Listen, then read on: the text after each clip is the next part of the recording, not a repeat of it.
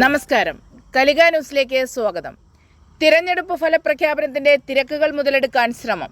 കൊല്ലം നിലമേലിൽ 1 ലക്ഷം രൂപയുടെ MDMA-യുമായി മൊത്ത വിതരണക്കാരൻ ചടയമംഗലം എക്സൈസിന്റെ പിടിയിൽ. സംസ്ഥാനത്ത് തിരഞ്ഞെടുപ്പ് ഫലപ്രഖ്യാപനത്തിന്റെ തിരക്കുകൾക്കിടയിൽ ഉദ്യോഗസ്ഥർ മറ്റു ഡ്യൂട്ടിയിലാണെന്ന ധാരണയിൽ വൻ ലഹരിക്കടത്തിന് ശ്രമിച്ച പ്രതിയെ ചടയമംഗലം എക്സൈസ് സംഘം പിടിയിലാക്കി.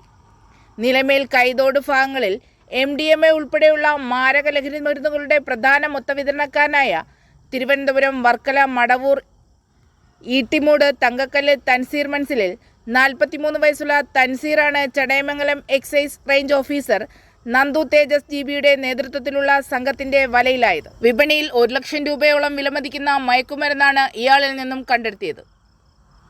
ചെറിയ അളവിലുള്ള MDMA കൈവശം വയ്ക്കുന്നത് പോലും ജാമ്യം ലഭിക്കാത്ത കടുത്ത കുറ്റമായിരിക്കുകയാണ് കൊമേഴ്സ്യൽ ക്വാണ്ടിറ്റിയിൽ ഉൾപ്പെടെ ഇത്രയും വലിയ അളവിൽ മയക്കുമരുന്നുമായി പ്രതി പിടിയിലായിരിക്കുന്നത്. ഇന്ന് ഉച്ചയ്ക്ക് നിലമേൽ വില്ലേജിൽ കണ്ണങ്കോട് ജംഗ്ഷനിലാണ് അറസ്റ്റ് നടന്നത്.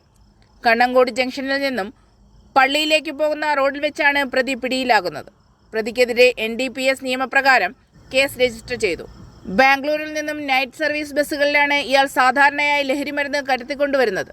ഇത്തവണയും ലഹരിമരുന്ന് കൊണ്ടുവരാൻ പ്രതി ബാംഗ്ലൂരിലേക്ക് പോയിട്ടുണ്ടെന്നുള്ള രഹസ്യവിവരം ചടയമംഗലം എക്സൈസിന് ലഭിച്ചതിന്റെ അടിസ്ഥാനത്തിൽ നടത്തിയ റെയ്ഡിലാണ് ഇയാൾ പിടിയിലായത്.